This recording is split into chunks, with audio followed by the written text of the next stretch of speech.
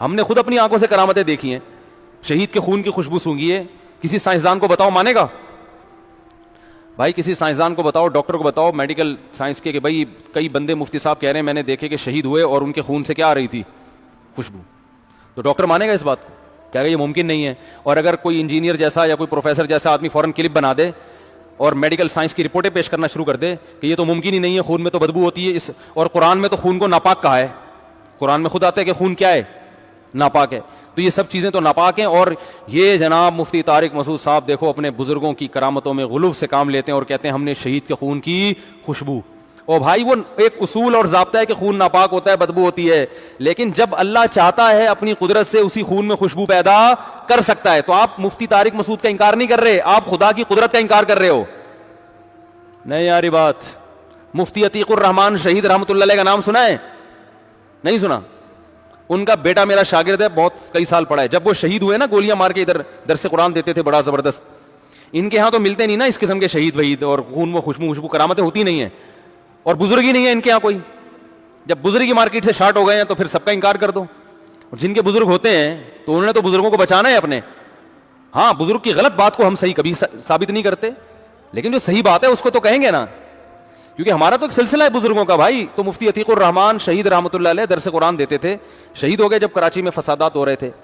شہادت کے بعد ان کے خون سے خوشبو آتی رہی ہے. ان کو جب دفن کیا, وہاں بارش کراچی میں ہوئی تھی, آپ کو یاد ہوگا, تو پانی آ رہا تھا قبر میں, تو ان کی میت کو ان کے بیٹوں نے دوسری جگہ 6 مہینے بعد منتقل کیا ہے. تو جب قبر کھولی ہے جسم بھی سلامت تھا اور خون سے اسی طرح خوشبو آ رہی تھی جیسے دفن کے وقت آ رہی تھی. تو اب میڈیکل سائنس مانے گی اس کو؟ کیا کہ بھائی باڈی کا محفوظ رہنا ممکن ہے ہی نہیں. تو کرامت اس شہید کی نہیں ہوتی, یہ کس کی ہوتی ہے؟ نسبت اس کی طرف ہوتی ہے, یہ اللہ کی. تو اللہ جیسے مردوں کے ہاتھ پہ کر دیتا ہے, زندوں پہ بھی کر دیتا ہے. تو اس لیے فضائل صدقات اور فضائل اعمال کے جو واقعات ہیں یہ اہل اللہ کی کرامتوں کے واقعات ہیں, اور کرامت میں نسبت اللہ کی طرف ہو تو کچھ بھی ہو سکتی ہے. اور یہ بھی اعتراض غلط ہے کہ صحابہ کے ہاتھ پہ تو ایسا ہوا نہیں, صحابہ نے تو یہ کیا نہیں, ان کے بزرگ نے کر لیا. تو کرامت یہ ممکن ہے کہ جو کم درجے کا ہو اس کے ہاتھ پہ ہو, اور جو بڑے درجے کا ہو اس کے ہاتھ پہ وہ کرامت نہ ہو. یہ قرآن سے ثابت ہے. سلیمان علیہ السلام نے کہا کہ کون ہے جو ملکہ سبا کا تخت اٹھا کے لے آئے گا یہاں پہ. سلیمان علیہ السلام خود تو لائے نہیں.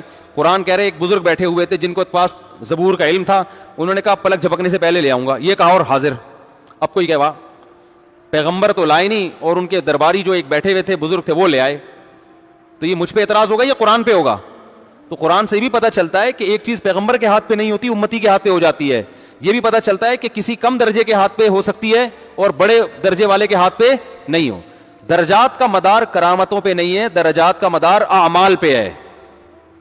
کسی صحابی کے ہاتھ پہ کرامت نہ بھی ہو اور ایک بزرگ ساری زندگی کرامتوں میں گزر جائے, پھر بھی وہ کسی صحابی کی خاک کے برابر بھی بولو بھائی نہیں ہو سکتا. معجزے تو زیادہ حضرت عیسیٰ کے ہیں, ہمارے نبی کے معجزے نہیں. اب دیکھو حضرت عیسیٰ کا مقام زیادہ بلند ہے یا ہمارے نبی کا, لیکن حضرت عیسیٰ مردوں کو زندہ کرتے تھے, ہمارے نبی نے تو نہیں کیا. اور یہی اعتراض تو یہودی کرتے تھے, عیسائی کرتے تھے. یہودی کہتے تھے ہمارے نبی تو کوہ طور پہ جا کے اللہ سے ہم کلام ہوئے ہیں, آپ کے نبی کیوں نہیں ہوتے؟ وہ کہتے تھے ہمارے نبی تو ایسے جا کے تورات آسمان سے لے کر آئے ہیں, یعنی آسمان سے نازل ہوئی تورات, اور آپ کے نبی پر تو تھوڑا تھوڑا کر کے نازل ہو رہا ہے, ایک دفعہ پوری کتاب نازل کیوں نہیں ہو جاتی؟ تو وہی اعتراضات جو کرتے تھے آج یہی لوگ علم کی کمی کی وجہ سے فضائل صدقات اور فضائل اعمال پہ اعتراضات کر رہے ہیں. ہاں اگر فضائل صدقات میں کوئی واقعہ ایسا ہے جو مستند نہیں ہے, ایسی کتاب سے نقل کیا گیا ہے کہ جو کتاب خود اوتھینٹک نہیں ہے, تو پھر آپ یہ اعتراض کر سکتے ہیں کہ یہ واقعہ مستند نہیں ہے, من گھڑت ہے. تو اس کی سند پہ بحث کریں, پھر آپ اس واقعے کا مذاق نہ اڑائیں کہ یہ دیکھو ہاں یہ واقعہ, یہ دیکھو یہ کیسے ہو گیا, یہ تو ہو ہی نہیں سکتا. ہو تو بہت کچھ سکتا ہے ماموں صحیح ہے نا. ایک آدمی آیا تھا میرے پاس, ایسے یہ نہیں ہو سکتا. میں نے کہا ماموں نہیں بناؤ, ماموں نہیں بناؤ پبلک کو. میں نے کہا ماموں بہت کچھ ہو سکتا ہے. میں جب پیار سے آتا ہوں نا کسی کو سمجھانے تو ماموں بولتا ہوں, اپنے بچوں کو بھی ماموں بولتا ہوں. میرا چھوٹا بچہ بہت عجیب, میں کہتا ہوں بیٹا تو میرے کو ماموں بنا رہا ہے, مجھے پتا ہے, تو ان کو بھی میں ماموں بولتا ہوں کہ ہمیں ماموں بنانے سے بہتر نہیں خود ماموں بن جائے. تو ہو ماموں بہت کچھ سکتا ہے دنیا میں ٹھیک ہے, ایک پیارا رشتہ ہے نا, تو ذرا سے بات سمجھ میں آتی. تو جب بھی کوئی ایسے بیٹھتے ہیں تو ماموں دنیا میں بہت کچھ ہو سکتا ہے. یہ جو عقل پرست لوگ ہیں یہ اسی وجہ سے تو معجزوں کا بھی انکار کرتے ہیں. فرعون کی سمجھ میں نہیں آ رہا تھا لاٹھی کیسے سانپ بن گئی, تبھی کہا جادو ہے, کبھی کیا کہا کبھی کیا کیا, وہ بتا رہے ہیں سمجھا کے تھک گئے. جادوگروں نے بول دیا بھائی جادو نہیں ہے. فرعون نے کہا ساڑی عقل نہیں آندا. تو آج کل یہ جو توحید پرست بنے ہوئے ہیں نا, یہ بھی کہتے ہیں فضائل صدقہ کی کہ بزرگوں میں ایسی کرامتیں کہاں سے ہو گئیں, ساڑی عقلچ نہیں آتا, اس لیے نہیں آندا کہ تم نے کبھی کوئی بزرگ مارکیٹ میں دیکھا ہی نہیں ہے ٹھیک ہے نا. میں تو اور بھی کرامتیں جانتا ہوں, میں ممبر پہ بیان نہیں کرتا کہ خام خواہ میں اپنے شیخ و مرشد کی کرامت بیان کروں جو آپ حیران ہو جائیں گے, جن سے میں بیعت تھا, جو تہجد میں 10 پارے تلاوت کرتے تھے, لیکن میں نے پوری زندگی ممبر پہ بیٹھ کے ان کی کرامت کو بیان نہیں کیا, اس لیے کہ چھوڑو لوگوں کی مینٹل اپروچ سے اوپر کی باتیں, سیدھا سیدھا قرآن و سنت کی باتیں کرو, کیا ضرورت ہے. تو ہم نے تو اور بھی ان کی چیزیں دیکھی ہیں, سمجھ رہے کہ نہیں سمجھ رہے, تو ان کے یہاں بزرگ ہی نہیں ہے اور خود ایسے اعمال نہیں ہے کہ کرامتیں صادر ہونا شروع ہو جائیں. تو اس لیے پھر جن کی ساتھ ہوتی ہے ان کا مذاق اڑاتے ہیں, کبھی فضائل اعمال کا, کبھی فضائل صدقات کا. تو اس لیے فضائل صدقات میں اگر کوئی مستند نہیں ہے اس پر, اور اگر پھر مذاق اڑانا بھی ہے تو فضائل صدقات میں جس کتاب سے وہ واقعہ لیا گیا ہے نا, اس کتاب کے مؤلف کا مذاق اڑاؤ.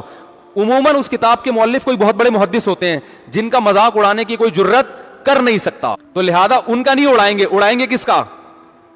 فضائل اعمال کا, شیخ الحدیث مولانا زکریا رحمۃ اللہ علیہ کا, کیونکہ ان کو ماننے والے پاکستان میں بہت ہیں, تو ان کو اس لیے مذاق اڑائیں گے کہ ان پر اعتماد ختم ہو اور لوگوں کا آپ پر اعتماد بحال ہو. تو یہ اپنی چورن بیچنے کے لیے دوسروں کو چورن کھلایا جا رہا ہے, سمجھ رہے ہیں نا, اپنی پھکی بیچنے کے لیے دوسروں کو کی پھکیوں بند کرائی جا رہی ہیں. یہ کہتے ہیں نا ہمارا ہم دوسروں کی دکانیں بند کر رہے ہیں, تو اصل مقصد دکانیں بند کرنا نہیں, اپنی دکان کھولنا ہے. تو اگر فضائل اعمال کی کسی کرامت پر آپ کو اعتراض ہے تو جو جس کتاب سے انہوں نے لی ہے وہاں اس کے خلاف کلپ بناؤ.